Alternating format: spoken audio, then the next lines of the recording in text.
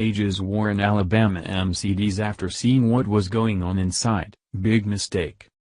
One of the best things about living in a free country is that there are a lot of choices for citizens to make their own decisions, unlike in the Middle East where many refugees are escaping from.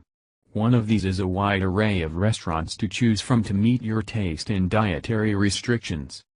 The problem with many refugees is that they don't want to assimilate into the American culture. They want to take it over by imposing their ways and beliefs on others who don't want any part of it. When things don't go their way, they wage war.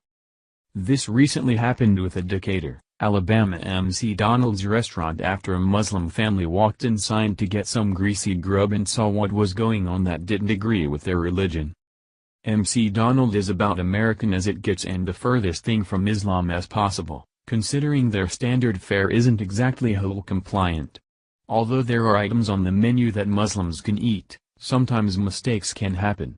In fact, anyone who has eaten at McDonald's has probably received the wrong order more than once. While it's an inconvenience and annoying, most well-adjusted humans simply let an employee know they got the wrong food and get their right order in return. This Muslim family didn't handle the oversight this way at all, as they felt it was a hate crime against them rather than a minimum wage worker's slip-up. Within the restrictions of foods that cannot be consumed by Muslims, is bacon. Pork is considered to be unclean meat. So, when some was accidentally slipped into the family's burgers they ordered, they pitched a massive fit and called on CARE, Council on American-Islamic Relations, to demand an investigation into this alleged intentional act of religious and ethnic bigotry. Let's not forget that it's not uncommon for Muslims to make up fake hate crimes for attention. So perhaps that should be investigated before wasting too much time on if they were racially attacked with bacon. However, war was still waged and it's getting rather ugly for McDonald's. Jihad Watch reports.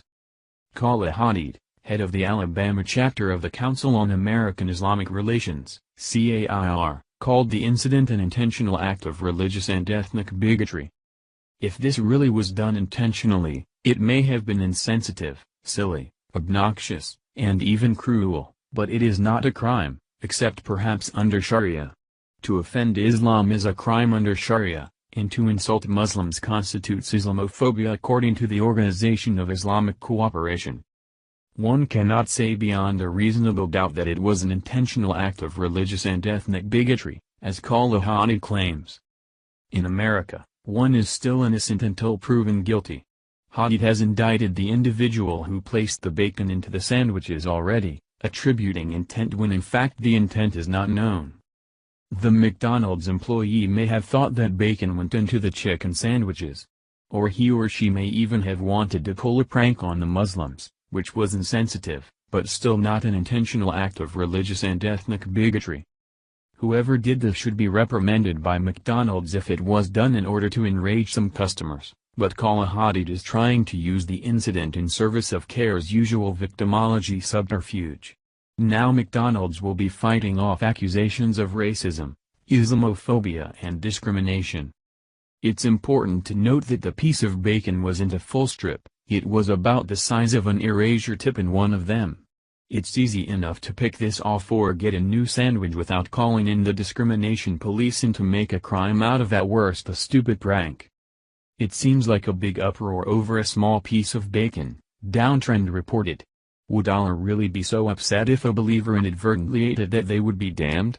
It doesn't seem like a very forgiving religion if so, but that's just my personal opinion. This is less about the bacon and more about trying to make Muslims in America look like a persecuted people so they can usher in more rights for their religion. Thank you for watching. What do you think about this?